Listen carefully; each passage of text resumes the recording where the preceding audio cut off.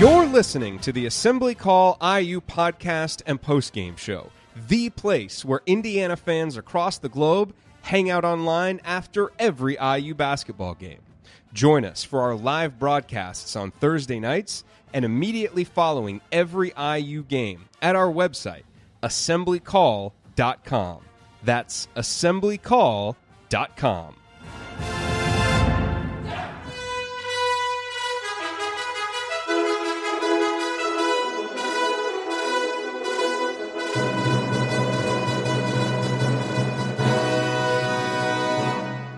And welcome, Hoosier fans, to another despondent and close to speechless episode of the Assembly Call. As tonight, your Indiana Hoosiers dropped their seventh straight game, 66-58 to Rutgers, in a game where Indiana came out and played very well early. It's hard to remember that. First 12 minutes of the game, offense looked good, and then it just absolutely went away. The Hoosiers endured one of their long droughts offensively. Rutgers took advantage, took control of the game right before halftime, then took the lead after halftime, and never gave it back. And the result is Indiana's seventh straight loss. The Hoosiers are now 12-9, 3-7 in the conference, and may well be the worst team in the Big Ten right now. I'm your host, Jerod Morris. I'm here with Ryan Phillips and Andy Bottoms, and we're going to break it all down for you on this edition of the Assembly Call IU postgame show. And let's start the show the way we start every show, and that is with our Hoosier Proud banner moment. And we do this every show. We're going to do it here. I'll keep it quick. Really, the banner moment for me was the play of Al Durham in the second half when it was 46-32, and really things seemed kind of lost. Indiana was able to score 4 straight points in transition. Al, India, got some rebounds. Al pushed it in transition, created a couple buckets for Justin Smith, made it a 10-point game before the under 12-minute timeout. A few minutes later, when it was 50-38, Al hit a big three-pointer at the end of the shot clock to make it 50-41. At that point, we really needed to stop. Couldn't get it. They got a wide-open look and made it. But on the next possession, Al drove again and scored.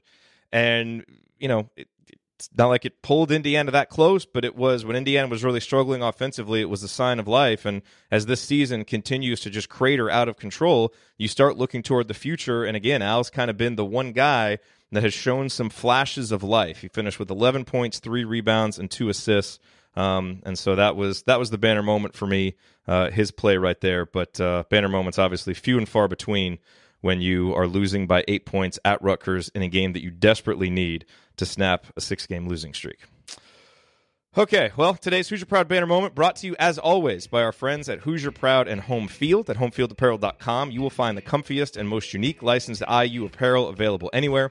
At HoosierProud.com, you will find great state of Indiana-themed apparel while sending 10% of your purchase to causes around Indiana, like Down Syndrome of Indiana.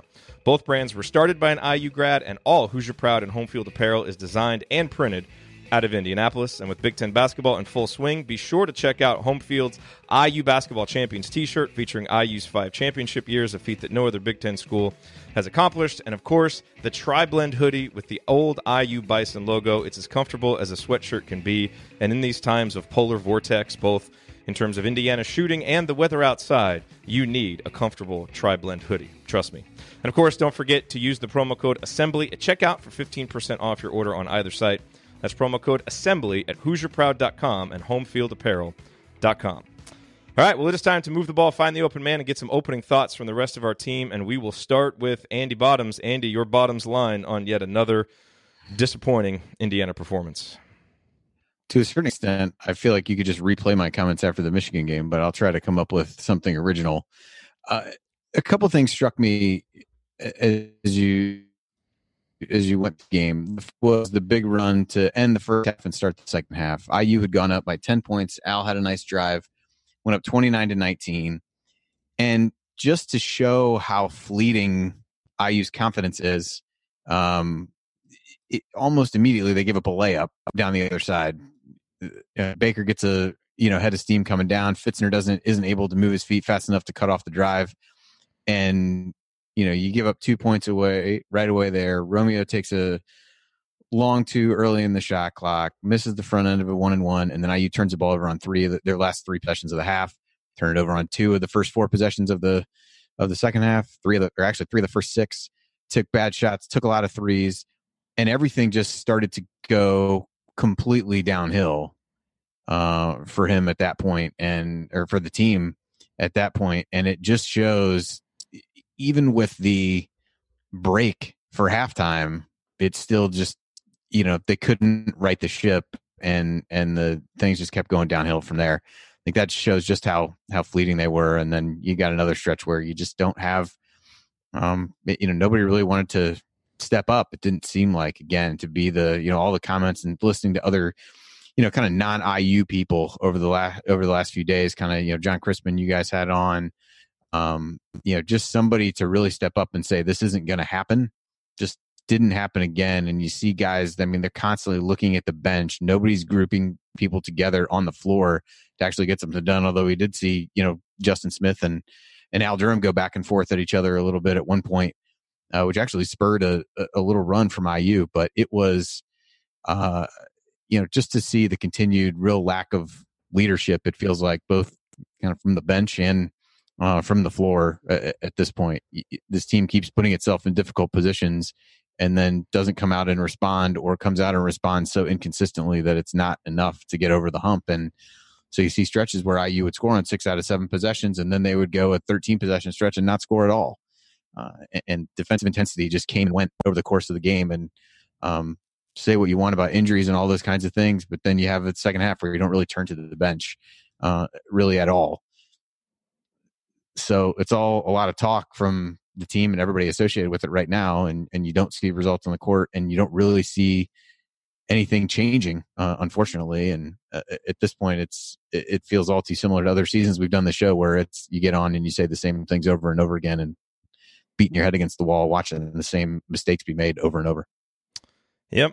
All right, let's go over to Ryan and get his rant.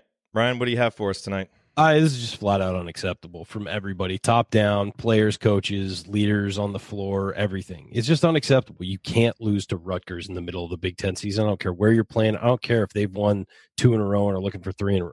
They are a terrible team in the grand scheme of things. Good on them for having that run. You went on the road against Rutgers in a must-win game and gave up a 27-3 run. Are you freaking kidding me? At one point, it was 22-0. I'm sorry, but this goes to the coaches. It goes to the players. It goes to everybody. I hang it a lot on the 2 guys who were supposed to be leaders on this team on the court, and that's Juwan Morgan and Romeo Langford. They were invisible during that stretch. Juwan Morgan, I realized he couldn't play in the beginning or at the end of the first half very much because of 2 fouls, and he had to be less aggressive. But in the second half, post up and demand the ball and do something. I get all this stuff, and I saw you tweet about it today, Jerod. Well, he's playing 5 and he's out of position, whatever. If you're an all Big Ten player, you make it work and you figure it out. And you get fouled. You go to the free throw line. You slow the game down when another team's on a run. You try and stop their momentum. If you're Romeo Langford, you drive to the hoop and get fouled and go to the free throw line. There's things you can do. Instead, we're winding up with Justin Smith shooting the ball 23 feet from the basket. Justin Smith is not a 3-point shooter. He's not a jump shooter. He should never be shooting those. And you know why he shouldn't be shooting those? Because his teammates should say, hey, give the ball up. We'll get you the ball 2 feet from the basket on a reversal or, a drive and you cut. That's the kind of stuff that you do if you're a team that's on balance and is figuring stuff out. This is a disaster, and this is the 7th straight disaster Indiana has had. And these long stretches where they get spanked around the gym by whoever they're playing are not acceptable. You can't say, well, they played good for the rest of it except for that stretch. Well, you can't cut that stretch out. I mean, that's part of the game. It's in the flow. I've heard a lot of people say, well, you know what? After losing 17-0 to Michigan in the first 5 minutes, they kind of put it together and played pretty well. Who said that? I read it on Twitter a couple times. Well, if not for that opening segment, they played pretty well. Who cares? Who cares? This is just garbage. And we're seeing garbage from this team. And I don't know if this is just a mentally weak team, a mentally fragile team. I don't know if it's the coaching staff not putting these guys. But Archie Miller said that the team's soft and the team feels sorry for itself when things go wrong. That is 100% true, and you can see it on the court. They feel bad for themselves when they're playing bad. That's not real life. Like, what are you doing? You have the power to turn this around. And I lay it straight on the feet of the guys who were supposed to be leaders. They have to be better. I'm sorry. I've been saying it for a long time, and you guys yelled at me the first time I said, well, Jerod did. Yelled at me the first time I said it when I said, like, look, if you're in a bad run, those guys need to step up and do something. I think that's painfully obvious now that you have to be able to rely on somebody when the other team is making a run. And those are the only two guys you can rely on offensively. Yeah, it's asking a lot of them, but one of them is supposed to be a lottery pick, and the other one is touted as being an all Big Ten guy. Those are the guys you rely on when things are going poorly, and they've done nothing over the last 7 weeks. Yeah, at the end of the game, their numbers look okay, but when they're needed, they're not there. So that's the end of my rant. I'm sick of this. And this team is playing like garbage, and Indiana fans and the Indiana brand deserves better than this. No, you're right. Yeah, but one thing I would say, hang on. So I like that fight from bottom is not necessarily wrong. However, like, here's the possessions to start the second half. Justin Smith had a turnover. Okay, that's not one of the two of them. Juwan missed a 3. Phinisee had a turnover. Phinisee had a turnover. Okay, but here, Romeo misses a 3. Juwan misses inside. Juwan turnover. Romeo forces a shot that's missed. Justin Smith gets blocked. Juwan misses inside. Romeo makes a 3. Romeo forces another shot that misses. I mean, they're the ones ending the majority of those possessions. Yes, but they're not. They're short not of a few. They're not what? They're not what? They're not taking. Some of those shots Romeo took were terrible. So you can't say. No, seriously. I said go to the hoop and get fouled. Take shots, and then he's. I get what you're saying. The point is he went and took terrible shots at times. So he doesn't understand the line between doing what you're describing and what a bad shot and a good shot is at this point. So if all you want him to do is go and use possessions, he did that and it didn't work because he didn't take good shots. So it's not just them saying, hey, give me the ball, I'm going to go do something. He also needs to get back on defense after he misses one of those shots. Like, that's part of the play. I'm not saying jack up 3-pointers. I'm saying drive to the hoop. Do what he does best. There is no one on Rutgers who can guard him one-on-one, yet he's being timid around the perimeter. When he takes a screen, he's popping instead of driving. And then Juwan Morgan, I know he tried a few times. They posted him up. He at one point took that 3-pointer, which I thought was a terrible shot to start the half. And then when he did post up, he was soft with his post up, didn't lean in, and fired stuff over guys instead of trying to go around him like he's capable of doing. At least get the defender in the air and try and get fouled. Do something instead of trying to, get a hook shot over a guy or something like that. I mean, there's smarter ways to use those possessions. You're right. They got the ball, and that's never been my issue, is that they're not getting the ball. They're not using it correctly. Oh, I just bounced bottoms from the chat. Don't take credit for this. He's trying to fix his connection because it's been a little choppy. But no, you know what I'm saying, Jerod. I'm saying use the possession smarter. Don't just have it be you at the default at the end of the shot clock. I mean, Juwan needs to get better position on the block, and he needs to back guys down and get fouled. That's his whole job. Yeah, what did he take? 2 free throws tonight? I mean, he took 5. Yeah, I think he only had 2 in the second half, though. But I don't know.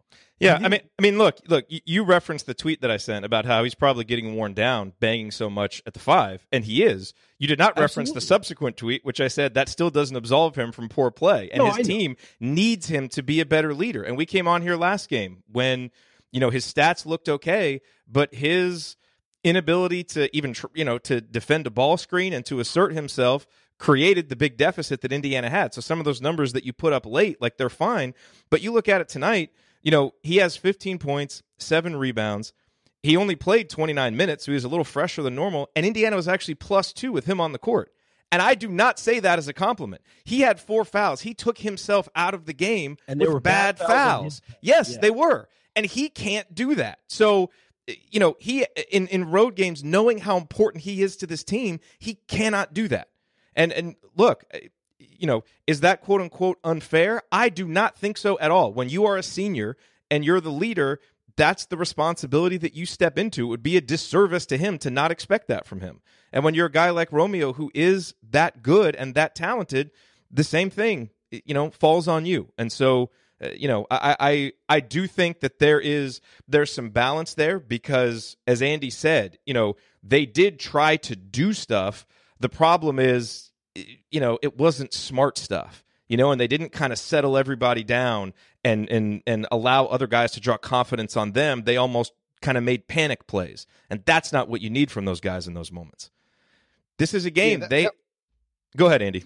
Yeah, I mean, that was my point. It wasn't to defend the way that they played, because they didn't do things that they needed to do. So maybe we're saying the same thing, but in slightly different ways. But I just thought the times when they really tried to take over, they made such poor decisions when they were doing it that it didn't actually help. It actually made the problem worse.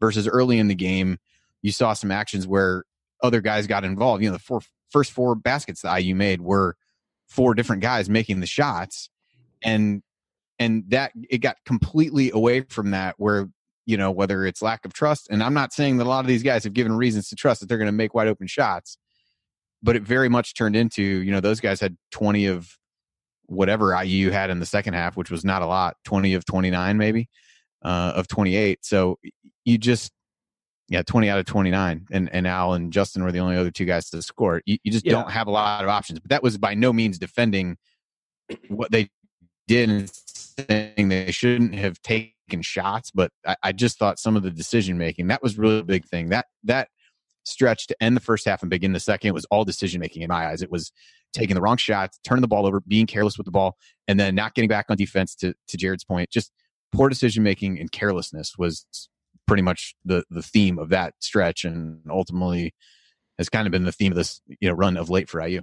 Yeah, no, I mean, I agree with your premise that I'm not saying they should play hero ball. I'm saying that when they get an opportunity one-on-one, they need to take it, and they pass up so many of them under some idea of either just trying to get everybody involved or trying to look for a better opportunity or whatever. But when you're in the middle of one of those runs, you kind of need to take it on yourself to staunch that bleeding, whether it's by driving and getting fouled or getting a layup or something.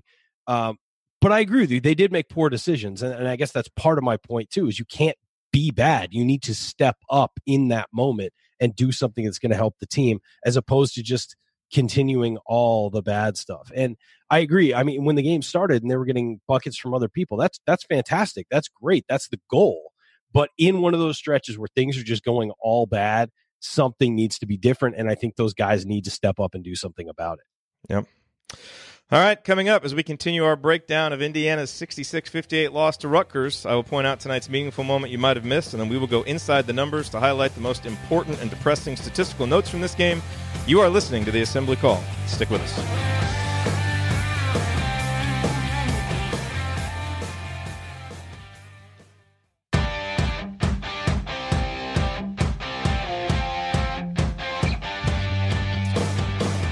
You are listening to the Assembly Call IU postgame show. I am Jerod Morris. I'm here with Andy Bottoms and Brian Phillips, and we are picking up the pieces after another terrible Indiana performance that results in a 7th straight loss at Rutgers, dropping the Hoosiers to 12-9 and 3-7 in the conference.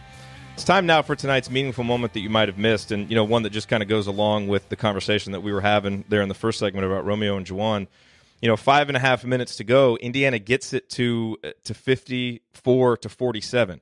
Huge opportunity to get a stop, and Rutgers comes down. They miss a couple shots, but they get 2 offensive rebounds to end up getting the score, and Juwan got burned for the second rebound. I mean, he just got kind of manhandled and tossed to the side. That's a rebound that he has to get, because it wasn't like he was in bad position. And then coming down the next possession, Romeo turns it over. Rutgers goes back the other way, scores to make it 58-47. To me, that's really where the game ended. I know Indiana, had a few little whimpers there at the end, but that's a spot where you've got to make plays. Indiana's 2 big players weren't able to do it, and in fact, they made the plays that cost Indiana those possessions.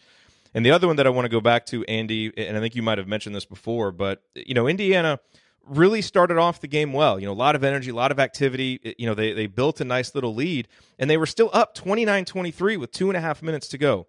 Rob Phinisee makes a terrible bounce pass to Clifton Moore that had absolutely no chance. It turns into a dunk the other way. On the next possession, Ron Harper just runs Damezi Anderson around, gets open in the corner, drains a 3. All of a sudden, it's 29-28, just like that. And the momentum was completely on Rutgers' side, and again, it never really went back to Indiana. And to me, that highlights a couple of things, that last little stretch there. One, Rob Phinisee was terrible tonight. This is, someone asked me on Twitter why he didn't play late in the game. He didn't play late in the game because he was really bad. I mean, he made a 3 early, but he made a lot of bad passes. He wasn't containing dribblers. He did not have a good game tonight, which is going to happen to freshmen. But also, who are the other two names that I mentioned in that stretch? Clifton Moore and Damezi Anderson. And I thought Damezi did some nice things there at the end of the game where he really hustled and saved Indiana a couple of possessions. Those guys aren't ready right now to play in a Big Ten game on the road when you absolutely have to win. And they played a lot of minutes tonight, and they weren't ready for it. Playing Damezi and Clifton and Jake this many minutes in a must-win game on the road in January was not in the initial plans. So I say that as an explanation for why you saw some struggles, especially when Indiana went to the bench tonight. They still should have and could have found a way to win, though. So it's not an excuse for why they lost and for some of the just mental errors and lackadaisical plays that gave it up. But it does highlight the fact that Indiana remains very limited with the guys they have, but the team, the coaches, haven't figured out a way to make it work with the guys that are available. And while I don't know if there's enough talent to beat certain teams in the Big Ten, there's certainly plenty of talent available to win this game on the road with a better mindset, a better plan, and Indiana just didn't have it from the top down. Andy, what other moments jumped out to you? There was another stretch, and I mean, we probably need to get back to talking about some of the bench guys, but there was another stretch in the second half where IU had finally scored on 6 out of 7 possessions and made a little bit of a run, although Rutgers had scored a few times in there as well. Romeo made a jumper, I think, to cut it to, I want to say 7 at that point, and come out right away, give up a couple free throws, and then offensively, the next 3 possessions are Jake Forrester setting a moving screen that you could see coming a mile away, Justin Smith getting called for a charge after he'd just barely gotten away with one before that because the guy was inside the circle. So had almost committed a charge before. They call a foul on Rutgers, get the ball back, then commits a charge right after that. Then Forrester tries to put up a shot inside and gets blocked. And, at that point, those are 3 possessions that were really important at that point. You could have kept your momentum going and instead didn't really even get a shot up at the rim on any of the 3. And then from there, IU struggled a few more times. And that sequence that you talked about where they got a layup on a third chance, just unable to get rebounds was another. It just, any time that it felt like there was a little momentum, and it felt like it's been that way through these recent games, that anytime there's momentum, there's always a stretch right behind it that kills any momentum that IU has, gives the other team a couple buckets to stem the tide, and then they never really get back over the hump after that. And I think that's been consistent, where even when they're playing well during a stretch, they don't make up enough ground.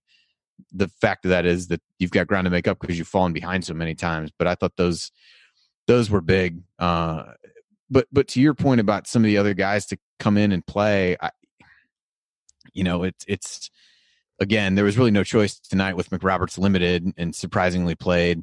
You just didn't get a lot from those guys, and for the handful of positive things they did, it felt like there were more negatives, and they have to be able to play through that. But toward the end of the first half, Clifton Moore had a hell of a time really trying to get anything accomplished. I wrote down a number of things that he had really struggled with. Some of that size, but fouled a guy on a rebound to give them free throw opportunities. Goes over and tries to block a shot he has no chance to block. Gives up a dunk because his man was untouched, blocking out, and just little things like that are problematic. And Damezi was not good defensively for a large part of the game. Did play better, make some of those plays at the end.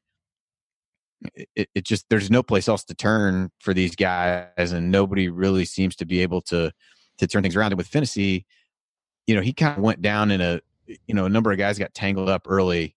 I saw and that. it made me wonder. He was holding his head. Well, he held his. There was 2 times. There was another time he was slow getting up because of his knee, but the time I'm thinking of was where he kind of held his head, and it really made you wonder the way he played, whether either he was tentative or to be had there from the concussion or any of those kinds of things. But he just did not look quite the same after that. He had played relatively well at the beginning. Found Justin Smith on that opening basket. Had made a 3. Had made some decent plays there. Struggled defensively. So I hope that I'm wrong about that, and it's just a bad game, a freshman game. But he certainly had. I pretty easily rank it as his worst as a player at this point. Yeah, no, I'm glad you brought that up because that could have contributed to it. By the way, in response to my note about our young guys not being ready to play, Brian Rampage in the chat mob said our starters aren't ready to play Big Ten games either. Well, touche. Although I will say, hard to argue.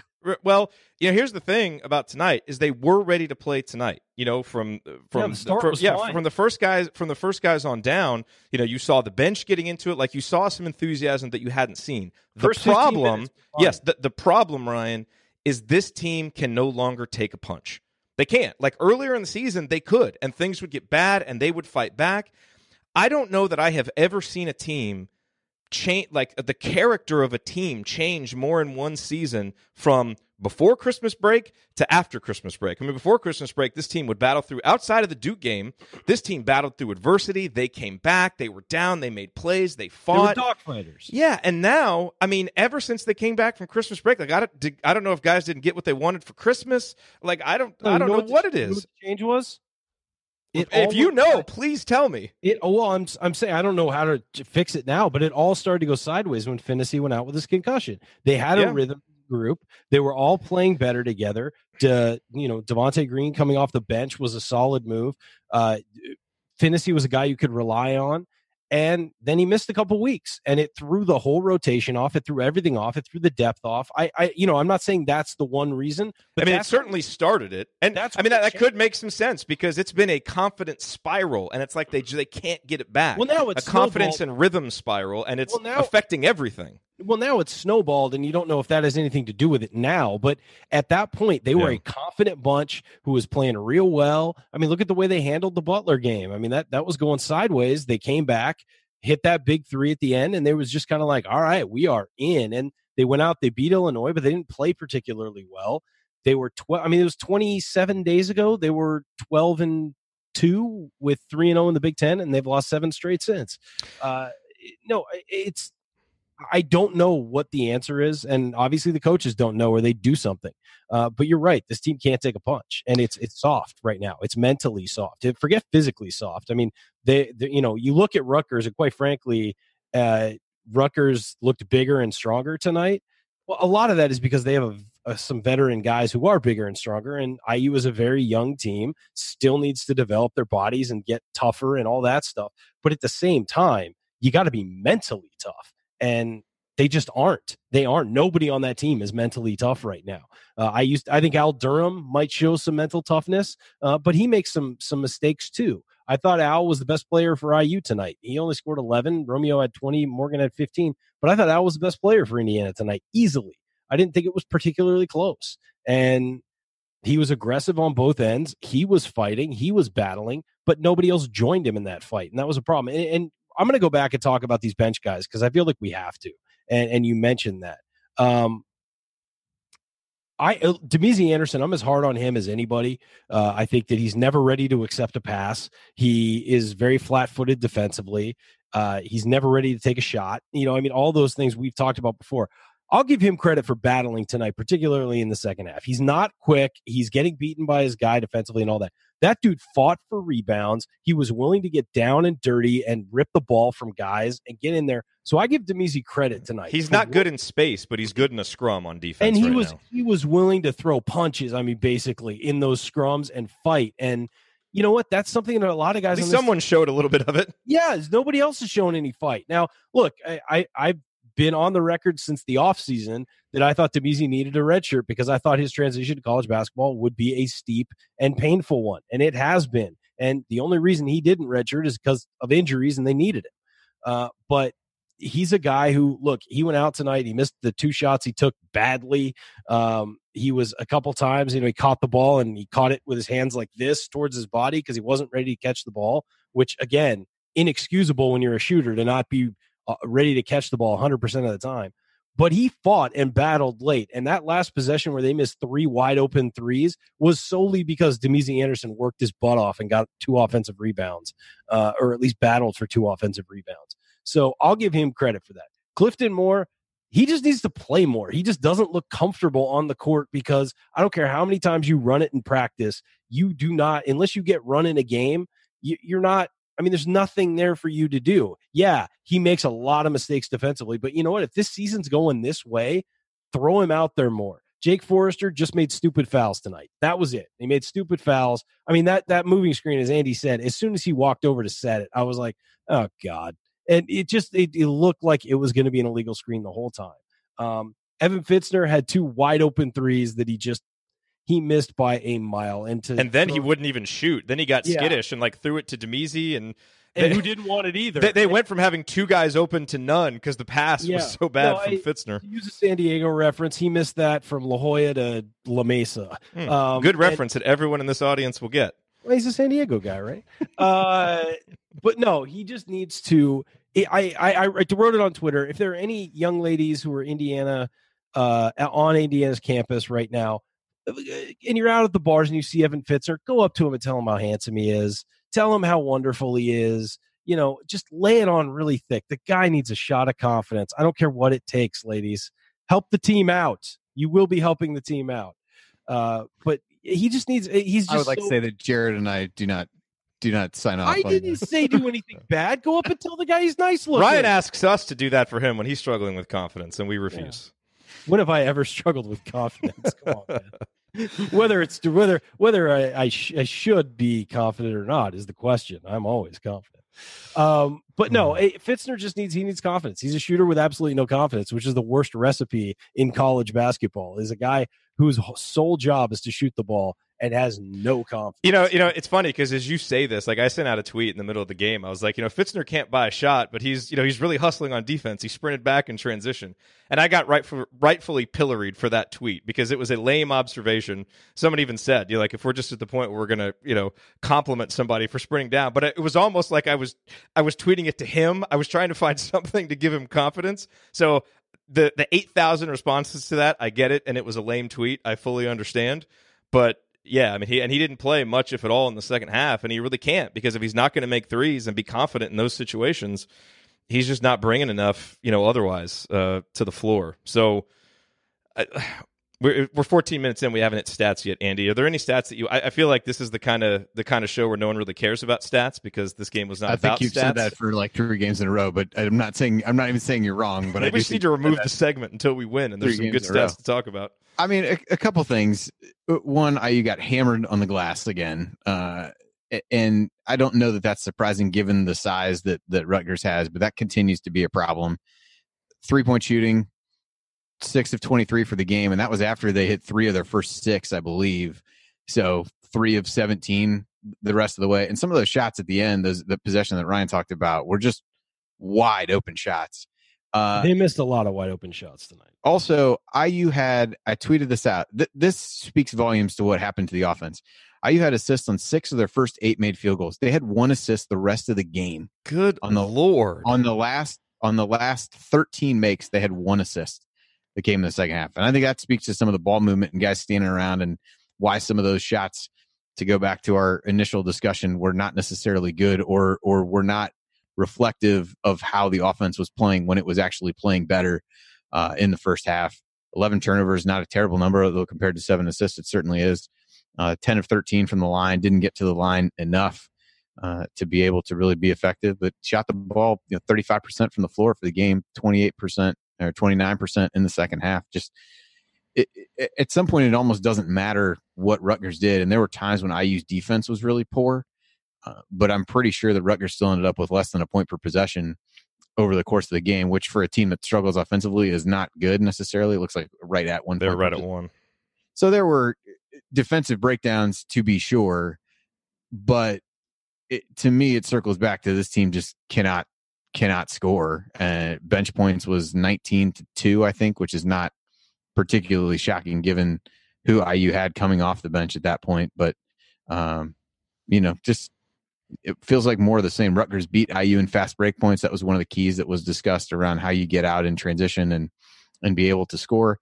And the other was Rutgers did a good job of not turning the ball over. They turned it over 8 of their first 13 possessions, only 6 times the remainder of the game, and not at all the rest of the first half. So after a really poor start, they were able to turn that around in a way that really, it was not a coincidence that during that stretch, it's when they got back in the game. Yeah. All right. Let's move on here. Keep breaking down additional angles of this game. Coming up on the Assembly Call, we're going to continue our breakdown of Indiana's loss to Rutgers. We need to talk about the coaching, talk about Archie, and talk about where we go from here, because it feels awfully bleak and is awfully bleak. That's next on the Assembly Call. Stick with us.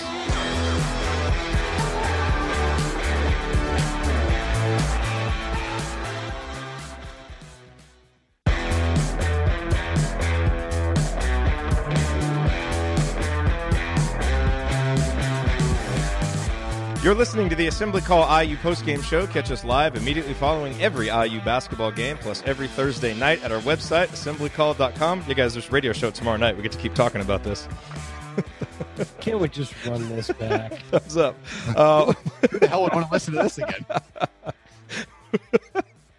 While you're on our website, assemblycall.com, make sure that you sign up for our free IU Hoops email newsletter. Over 6,000 of your fellow IU fans are subscribed. I laugh only because it's better than crying. It's better than just banging my head against this desk. It's better than any of the other alternatives. So I'm just going to laugh to mask my true feelings. I'm Jerod Morris. I'm here with Andy Bottoms and Ryan Phillips. We are breaking down Indiana's loss to Rutgers. We need to talk about the coaching. Look, I think we all feel relatively good in the big picture about the direction we think Archie is taking the program. No, you're going to wait just a second. No, I'm going to step in for 1 second. No, you're not going to step in for a second. You're going to wait because I got a point to make. Well, I'm just not going to pay attention to what you're saying. You don't listen anyway. I think we're all we feel good about the overall trajectory.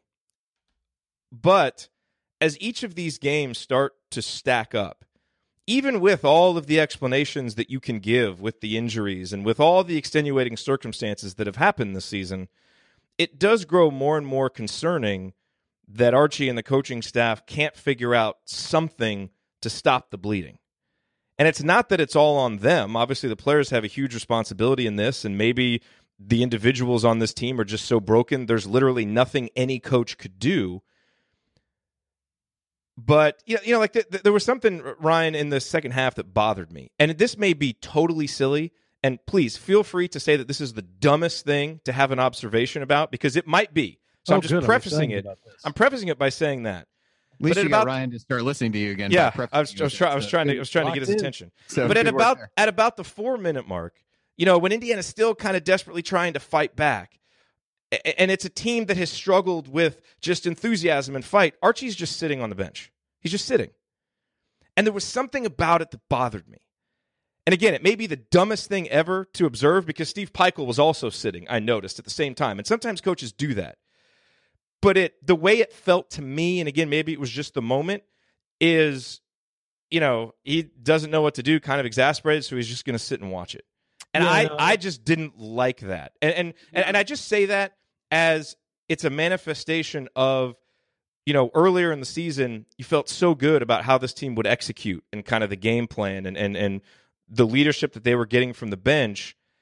And there's no other way to feel after 7 games, but it's very hard to feel that same way. Now, we're not going to know until 4 or 5 years, in year 4 or 5, whether we reflect on this as a speed bump on the way back to greatness or, a sign of what's to come. But all I'm saying is it gets harder and harder with each of these losses to not expect a little bit more from the staff to figure something out to make this better. Once again, Morris, you're overreacting like an old woman. He was up the entire game, and they caught him at one point where he sat down for a minute. I don't think it was. I know. No, exactly. he was sitting down for a couple minutes. I watched. Again, it may be dumb. It may be dumb in the fog of defeat. I get that. So bring on all your criticisms. I'm fine with that. I'm just saying, I believe in the coaching staff long term, but it's very frustrating not seeing them be able to find any buttons to push to get this team out of the rut. And that's just concerning. It's concerning in the big picture and the small picture. What are the two things that IU needed more of this year, do you think? At the beginning of the season, if you two things that this team needed to do better this year or needed more of, what would you say they would have been? Because I know exactly what the two things were. Say it again, sir. I was reading all the YouTube people telling me I'm an idiot and overreacting. So. You are. I mean, let's face it. No, I love you, but you're kind of okay. Well, that's what we do on this show. No. What were the two things that IU needed this year to be better at from last year? Or from last year? That needed more of. We needed to shoot better, and we needed more depth. Okay, I agree with you on shoot better. That's one. The other one I would say is they needed more of an inside presence. Sure, yes. And we need, that's. And that count depth is, in there, whatever. What are the two things they do not have right now? Both of those things. Exactly. That's the difference between this team being a good team and not. If Deron Davis is healthy and could score you 8 points a game in the post, things look a little different, I think. If you had one guy who could stand out there like, say, I don't know, a transfer from a Catholic school out in California, could stand outside and stretch the floor and give you 3 threes a game, would this team look a little bit different? Yeah. They invested in some guys that haven't been there and haven't shown up. And that's bad. That's bad. That's a bad job of the coaching staff. I don't know if Durham ever should have come back this year. We wouldn't have about 2 or 3 wins if he hadn't. So I'm sure glad he did. You're right. But what did it cost us in the end? Because we were relying on him, didn't get the younger guys as many minutes as they maybe could have gotten early in the season. And now Durham's shut down. And he might come back, but we don't know. He's not even a year removed from the Achilles surgery. I mean, and it takes 18 months to get back from that fully. So, I'm not a doctor. In case you guys didn't know that, I'm not a doctor, but no. Yeah, but I went to some school in the Caribbean to get my PhD in shots. It's not real, but so that's the problem right now is you can't shoot the ball. You have no inside presence. You play a team like Rutgers that has a couple big guys and they annihilate you on the glass. That's on the coaching staff for identifying the wrong guys in those positions and maybe not having the foresight that, hey, maybe putting pressure on Durham's leg is going to end up getting him hurt. And B, maybe a guy like Fitzner, who was barely a reserve at St. Mary's, isn't the guy to invest a roster spot in this year. I know they kind of did it last minute. It was, and they figured, well, he's tall and can shoot. And I'm sure they scouted him more than I had. But the guy was barely playing at St. Mary's. Did we really think he was going to come in and set the world on fire in the Big Ten? This wasn't Max Bielfeldt, where he was on a really good Michigan team and had been practicing against really good Michigan players for a long time, knew the Big Ten inside and out, and could step on the floor and be a guy who could really impact the game. And who, to Max Bielfeldt's credit, improved his game tremendously the summer before his final season. Yeah. This offseason, I'm saying it right now, they better have a roster spot open. And they better wow whatever grad transfer can shoot the heck out of the ball that comes to campus, because they need that. And I don't know if they're going to have it on the roster. But this team looks a heck of a lot different if some guys can hit 35 to 40% of their threes consistently. It looks a whole lot different. And it's just not there with this team. It just isn't. And that happens some years. We've seen it in the past. But it changes everything they do, especially when you have a dribble drive heavy offense. If you don't have guys who can knock down shots. At the end of the game, Justin Smith was standing out at the 3-point line alone. There was nobody within 13 feet of him. And he passed the ball because he's not a 3-point shooter and he can't shoot. And he has a hitch in his shot that is ugly as sin. And he should not shoot those jumpers until he fixes that. But no, this is all a big part of it. There's no question. Right. And again, confidence plays into it, being hard-nosed, being tough, all of that stuff. But this team never gets into this hole if it has the confidence to knock down shots, if it has the ability to knock down shots. And again, that's partially on the coaching staff. That's partially on the roster they inherited to some degree and the recruits they inherited. But again, it needs to be a huge focus of this team moving forward is improving those aspects. They need to get better in the post. Hopefully getting a guy like Trace Jackson Davis really does improve your ability to have a back to the basket post guy who can just get it done down there. Hopefully the other guys develop a little better.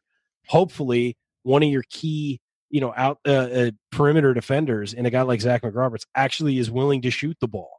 And so I'm saying all of these things have factored into this. Now it's at the point where, because things are going badly and these guys have no confidence in themselves, they can't take a punch. They just can't. And you're right. This team took punches earlier in the season because it was more well-rounded and it could do different things and it could be a little versatile. Now it can't. And there's one path to victory, and that's scoring like 40 points in the paint and getting some free throws, really, and getting 1 or 2 3-pointers to fall. That's the path to victory, and that's an insanely narrow path to victory, and it's easy to defend. And as we're finding every week. Andy, please. Yeah, I think not to completely circle back to your original point just let that point hang there. I should have let Ryan stop me. I'm just on tilt because we've lost 7 in a row. You know what I think is interesting, and this was mentioned multiple times during this streak. It was the Northwestern game where you can hear him calling out every single thing. But like I said, that was a play. Things were probably beyond starting to go off the rails, but it was early in the second half. They had, Rutgers had hit a ball out of bounds and IU is going to have the ball underneath. And instead of like trying to regroup as a team, there were multiple guys in the frame, like looking over at the bench. So part of that would suggest to me, like, yeah, maybe you shouldn't be sitting down, because this team, for whatever reason at this point in the season, is completely reliant on looking over there to figure out what they need to do, which is in some, I think in a lot of ways is damning to the effort that has been done from a coaching standpoint, that you're 20 plus games into the season or 20 games into the season, whatever it is at this point. And this team doesn't seem like it can function without really looking over and doing some of those things. I think that's also reflective of the, lack of on-court leadership and things like that. It seemed like a minor point at the end of the game, at which point I had already wished that I was not watching it any longer. But Damezi gets tangled up with the guy in Rutgers, and Omaruyi or whatever. I may have just butchered his last name, but I think that was pretty good, actually. Close to being correct. He basically yanks the guy out of there and is calming him down and saying, this isn't, don't do something stupid in this scenario. And then Crispin went on to talk about the Rutgers called a players only meeting, and he basically stood up and said, like, this is not going to happen again.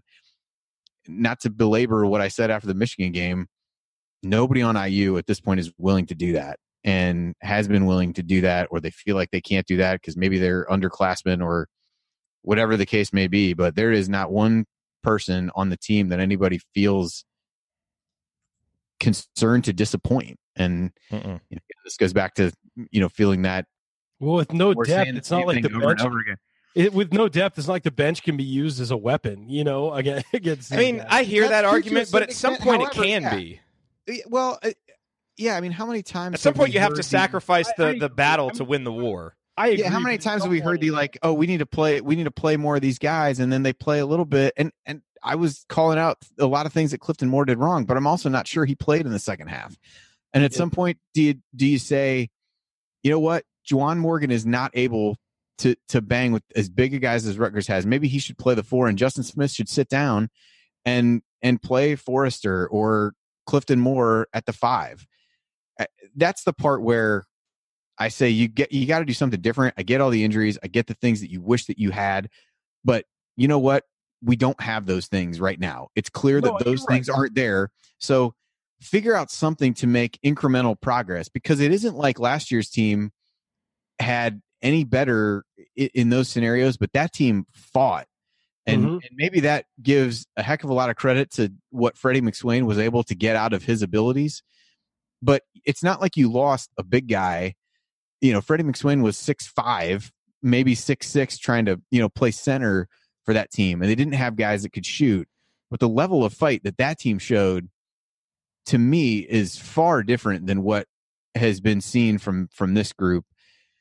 Not that there weren't mistakes being made with that team. There were turnover issues. There were lots of things going wrong.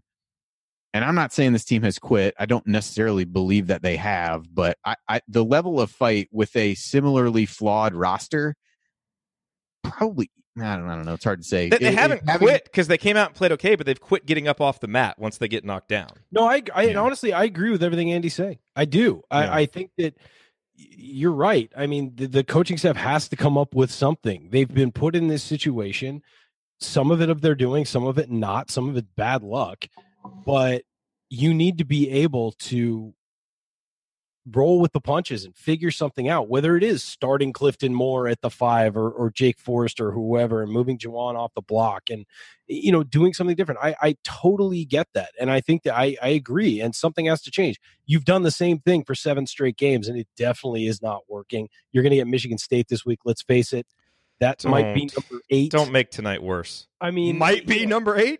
Might be number 8. Who knows? I'm always excited. Not even I'm talking myself into that one. Yeah, well, I'm always excited to watch my daughter play basketball, but I could not be more excited that she has a game at the same time as the Michigan State game on Saturday. My daughter's 2.5. I'm getting her in a basketball league before Saturday. Oh, great. Hey, there's still time, Jerod. So Jerod and I have to do this one alone on Saturday? Great. That's going to be fun.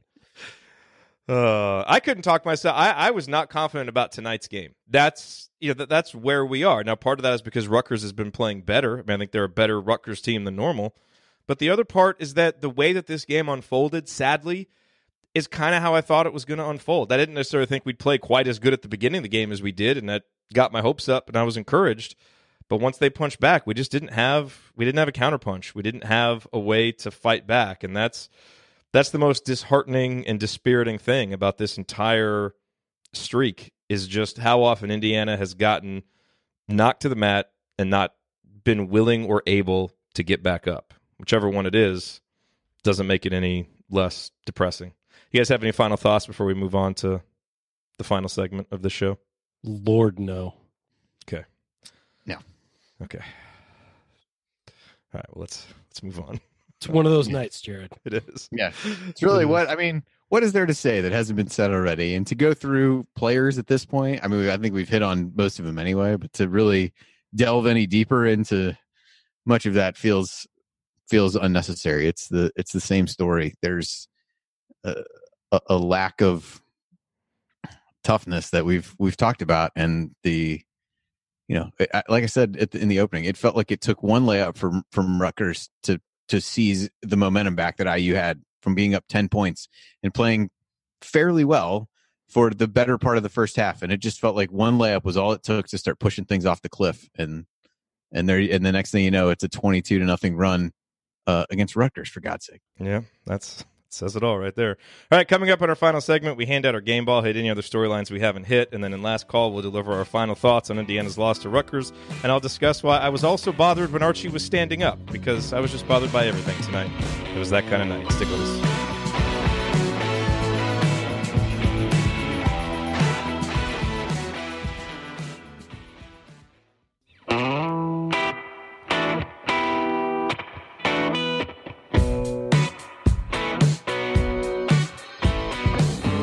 You're listening to the Assembly Call IU postgame show. I'm Jerod Morris here with Andy Bottoms and Ryan Phillips, and we are wrapping up our breakdown of Indiana's loss to Rutgers, the seventh straight loss for the Hoosiers, and things don't look a whole lot rosier ahead on the schedule as Indiana goes to Michigan State on Saturday. Gentlemen, this is the time in the show when we always hand out our game balls.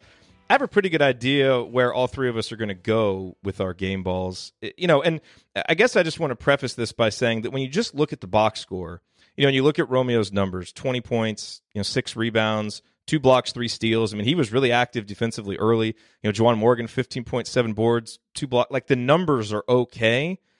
But as we've talked about, it's the timing of them, the inability to step up in big moments.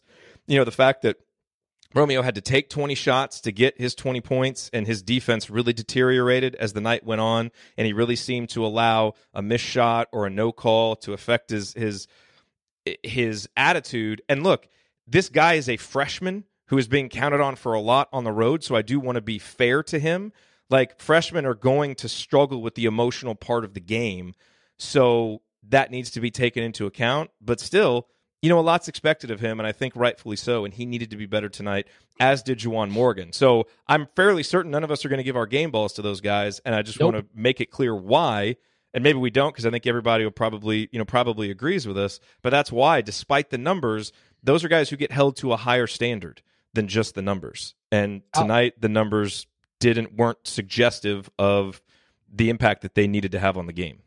Al Durham was the best player on the floor for Indiana tonight. And he was my pick, too. And he played 37 minutes, and there's a reason why. He had 11 points, 5 of 10 from the field. A couple of those misses he got fouled on. They didn't call it. My God, that one. He just got hammered. He had 2 or 3 where he got fouled. One was a three-pointer where he got fouled. He got hit on the wrist.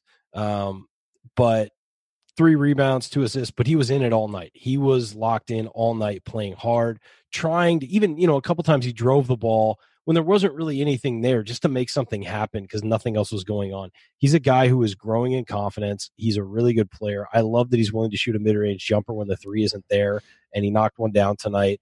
I just thought he was absolutely the guy. And if you're looking for a guy who's a leader and by example, that was the guy tonight. He fought the whole night. Other guys didn't. By the way, is it just, I want to research this, but I don't know exactly where to do it. I feel like the majority of his offensive production comes when Romeo's off the court. Because he's kind of, I'm fairly certain that like a lot of, like his big run late was when Romeo was off the court. I know some of that happened in the Northwestern game because it feels like he's a little bit freer because we need someone to drive. And when Romeo's on the court, it's him, and Al's able to get more of those opportunities. So I'd like to see them balance that a little bit more, even when Romeo's off the court. Anyway, Andy, Al's obviously the pick. Do you have anybody that you want to throw in an honorable mention to, or just want to talk more about Al? Let's just talk more about Al. He was the only guy to shoot 50% from or better from the field, which is telling. He shot 28.6% in the second half. Yeah, I mean, nobody else was. Justin Smith was the only other guy who was really close at 3 for 7. We were once like top 5 in the country in field goal percentage. That feels like a long time ago, to be it was perfectly like 3 weeks. Yeah, well, it's been a long 3 weeks. It's been a long 3 weeks. So, yeah, I mean, he only had one turnover, did foul out, but I mean, he fouled out and still played 37 minutes. So I thought he, for really the second straight game, was a guy who seems to have a really good grasp on what he's doing when he's playing well, and has done a nice job of really picking his spots of, as Ryan said, when to pull up for a jumper, when to be able to take it all the way to the rim and knock down another three. Had a couple other good looks. He's playing with as much confidence as anybody right now on a team that's pretty devoid of it. And it's also not saying much. But that's also true. Yes. But the other thing that I would say is when you think about some of the comments that Archie has made about leadership, I think this was on the radio show, his coach's show earlier this week, where basically saying like the leadership was up for grabs, I think, or something to that effect. Al really has been the only one for me outside of, the normal guys you might think of that seems to have really stepped forward and tried to do that. Again, he and Justin were going back and forth. I'm not really sure the nature of what that was about, but at least he was getting guys together and trying to have some discussion. So what that was about, maybe if I had the stomach to go back and watch parts of this game to figure out what was really going on there. But I think he's taken a real step in that area. And I think Phinisee would be the other guy who you would expect to take a step forward in that area, maybe accelerating what you think he'll be a few years down the line. Tonight certainly wasn't that for him, but I'm interested to watch that because at this point of the season, certainly after this loss, it feels like the look ahead to next season is going to set in pretty quickly.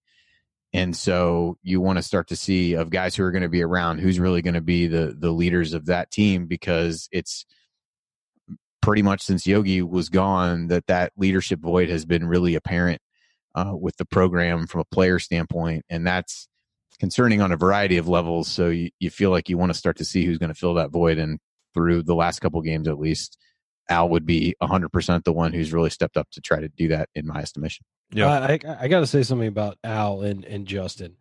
Al is an intense kid, and he plays intense, and he looks intense when he's on the floor, and he looks like, at times like he's really having fun. You'll see him grin when he hits a big shot, whatever. Mm-hmm. Justin plays a very sleepy game, and he just doesn't look intense. He looks like, despite that insane athleticism and sometimes making great plays, he just looks like he's not into the game very much. I want Al getting into Justin Smith. I want him to push Justin Smith because an intense, focused Justin Smith would be huge for this team. Mm-hmm. He's just not there. Yeah. That's all. And, and I think what we're learning about Juwan Morgan through this season, like he's a fantastic individual player. So when we criticize Juwan, it's not that we don't appreciate. Yeah, yes, he is. But certain guys are cut out to be, the alpha on a basketball team, and certain guys are probably better in a second or third role where their leadership is more kind of by production, and that seems to be where Juwan is probably more comfortable. You need a guy like Yogi, you need one of those just bona fide leader types. Heck, a guy like Michael Lewis, put him on this team. That's what this team is missing that they don't have. And, we're probably going to come on here and continue to say the same things for the rest of the season. But hopefully a guy like Al is able to emerge. One last thing that I want to hit. I'm not about to look ahead to the Michigan State game tonight because there's not one pleasant thing about doing that. I would also ask that we not look ahead to it tomorrow night on Assembly Call Radio either, if I can go ahead and submit that suggestion. Maybe we should also just not talk about it Saturday after the game. Ryan, Super Bowl preview? Sure, why not? Okay, all right.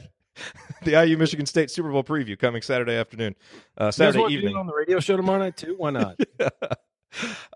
Okay. One comment that we'll get to last call in just a second, but I want to hit this comment from Coach in the chat because I think it really hits on something interesting. That is something Archie's going to have to prove he can do, because right now, like, we have obviously faith in Archie moving forward.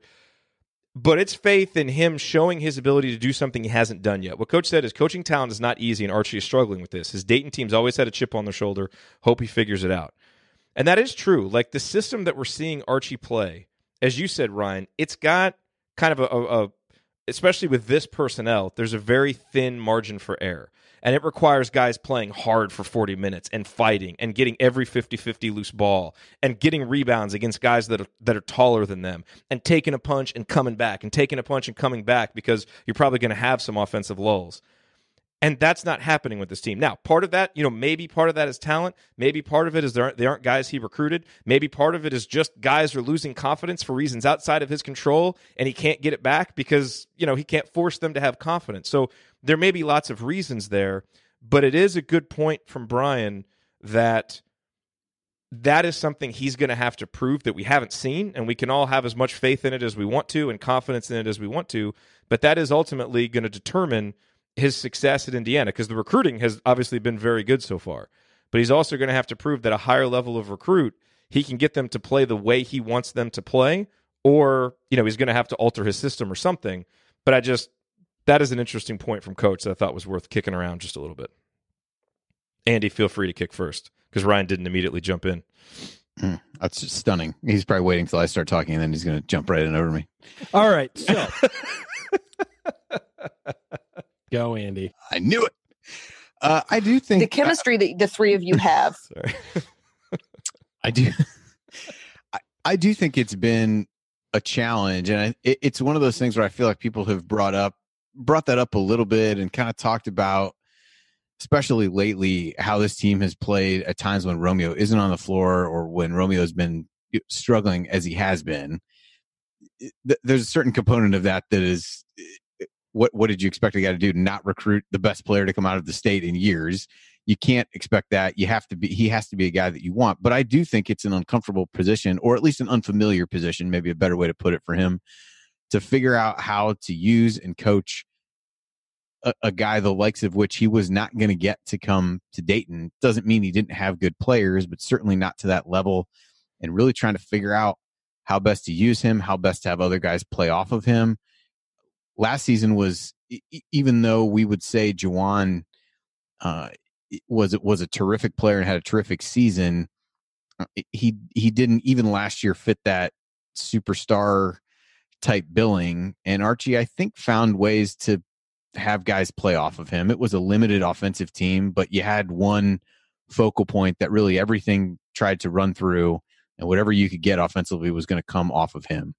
And it has been a challenge to figure out. Everyone's immediate reaction was, you have 2 of the 10 best players in the Big Ten. And maybe you do, but trying to figure out how to get those guys to play together, I think, is something that he has struggled with as defenses have figured out how to game plan against a team that doesn't have a lot of outside shooting. So I do think it's something to watch, and it's something even with guys the caliber of Trace Jackson-Davis and Keon Brooks, should he decide to come to IU, they at least seem to project as maybe 2-year players or multi-year players in some regard, where you're able to build some of that up. And so in a situation where you're really trying to build culture, build continuity, build defensive systems and those kinds of things, it does become hard for him to try to figure out, I would imagine, what to do with a guy like that. But you can't be in a situation where you say, like, look, I don't need this guy. I don't want this guy to win. So it's a really difficult position for him to be in, even from an initial recruiting standpoint. But it's something to watch, and I think it's something that has been a struggle for the team, certainly as things have started to. It's easy to say, hey, this is going great when you're winning games, but as it's started to not go well, I think to really be able to be critical of him or things like that, I think that's been a struggle. Ryan, do you want to take this? No. You just want to get out of here. Yeah, I do. You're ready to go. I honestly, Archie Miller's smart enough to figure out how to coach talent. Maybe this year has been awkward. Yeah, he may just need to go through a rough experience to learn, because he's still a young coach. That's an important point to make. But I also think that he's a guy who has a system, and he's the players for that system, and I don't think he has them yet. And maybe we all thought that he might have better players for a system this year, but it's just not to the level that I think we thought it would be. And he also needs guys who are willing to fight and play the way he did when he was playing, and scrap and battle. And they had that last year. They absolutely did. They weren't good last year, But they fought. Freddie McSwain, man. Freddie McSwain. And it wasn't just him. There were other guys too, that scrapped and fought and battled. Mm-hmm. This year, you're just not seeing it. And maybe it's the youth on the team. They haven't been through it. They don't know what it takes to win a game. They don't know how hard you actually have to fight to win a game in the Big Ten. And they don't have upperclassmen showing them. Yeah, and I think that's part of it. And I think that we, the win of this year, optimistic that a guy like Devontae Green would be a leader as well, and that hasn't really panned out. Juwan is less of a vocal leader. You don't have a Colin Hartman, Troy Williams, Yogi being vocal on the floor. I mean, those guys were all vocal leaders, regardless of the results. Those guys were all vocal leaders, and you don't have that this year. And you don't have guys who lead by example. I mean, Zach McRoberts' impact has been so muted this year because of injuries. So there's just a lot that's gone wrong this year, and guys who we're relying on who just aren't, providing what they need to provide. So as we said, this team is mentally weak, and that's where we're at right now. Yep. All right, you're listening to the Assembly Call IU Postgame Show. Remember that because you're an Assembly Call listener, you get 15% off your entire order at HoosierProud.com and HomeFieldApparel.com. So if you want officially licensed IU gear, go to HomeFieldApparel.com. And if you want one of our Assembly Call logo T-shirts or one of Hoosier Proud's unique Indiana-inspired designs, visit HoosierProud.com. And on both sites, use the promo code ASSEMBLY at checkout for 15% off your entire order. All right, guys, it's time for last call. I imagine we'll all make it pretty quick tonight. Andy, final thoughts on Indiana's 7th consecutive loss? Just another really lackluster performance, and I think that's sometimes the stretches of playing that way have been long during this losing streak. Sometimes they've been shorter than others, but that to me has really been the theme in terms of, for stretches of time, getting completely away from anything that has been worked on in practice, has been emphasized. Just carelessness, poor decision making in what can be really long stretches for this team have really undermined them. You can't look back at one of these games and not find a long stretch of play where they just got smoked. Whether it was the start against Michigan, in the middle of this game, whatever the case may be, this team gets into these long stretches and spirals out of control, and there's nobody there, whether on the bench or on the floor, that seems able to stop them. And that speaks to the confidence, that speaks to all the things that we've talked about over the course of the show. But it is pretty disappointing to see on a night in, night out basis that there just don't seem to be answers for how to turn these streaks around. And instead of giving up 6 points, it becomes 17 or 22, and who knows what else it'll be. But it's this is a tough team to watch right now for a variety of reasons, and a tough team to really come up with, break new intellectual ground when talking about, because they're just, everybody's watching the same thing. There's not a whole lot of good to say. No excuses left to be made at this point. You've got your team. You got to figure out how to use the pieces that you have and try something different, and figure out how to dig your way out of it to at least salvage something out of a season that was once so promising and now is going down the toilet. I mean, Ryan, maybe we're all overreacting. Indiana was walking into the Bears' mouth, known as the Rack, tonight. I mean, that's, historically just such a difficult place to play. I can hear those gums flapping from here, Morris. Walking into a bear's mouth. Okay, go. So, look, let's be real here. Archie Miller's not going anywhere. His seat isn't hot. I don't care what people are saying around Twitter and on the radio airwaves. Archie Miller's not going anywhere anytime soon. Okay. This is about this team, and this is about this team improving. I know this year has sucked and last year sucked, but the long-term vision for the program he has is still something that a lot of people around Indiana believe in. I happen to be one of them. Do I think that he's done a stellar coaching job this year? No, of course not. And I do think there are areas he needs to improve as well. There's areas that this team needs to improve. There's areas they need to improve as far as talent acquisition and filling out the roster, making it more balanced, and all of that stuff. But we're at where we're at right now because this team is not where it needs to be mentally. And I do blame the coaching staff for a significant portion of that. This team has just gotten down on itself. And it's really sad to see, because you look at a team that went 12-2 and beat a team like Marquette, who Marquette's not playing a whole lot differently than they were when Indiana played them. Indiana just beat them. And Marquette doesn't do anything tricky that Indiana figured out and did, they just guarded Marcus Howard well, and they forced them into contested 3-pointers, and they worked hard on defense, and that's how they beat Marquette and nailed some open threes. And Marquette is now a top 10 team and playing really well. That's the same team this Indiana team spanked in November. So we know the talent is there if this team plays right. The problem is this team isn't playing right. This team is not counterpunching when it gets punched. It's not responding when it needs to respond, and it's allowing itself to get into these ruts where the players feel sorry for themselves, and by the time they snap out of it, they're so far behind that it doesn't matter. And that is unacceptable on every level, from the players, the coaches, the managers, the trainers, everybody. That is unacceptable. And it is on Archie Miller, who, again, I believe in and think will be a very good coach at Indiana for a long time. It's on him to figure this out. And I don't know if it takes, if he needs to take up yoga or something or meditation. I don't know what, but he needs to do some self-reflection and figure this out, because this season has gone down the toilet so fast, and a quick winning streak could really turn it around. If he starts doing yoga on the sidelines, now that'd be impressive, actually. That actually would. He won't be sitting. So Jerod will be happy. If he's watching the game from a downward dog, I'm gonna have some real questions. Look,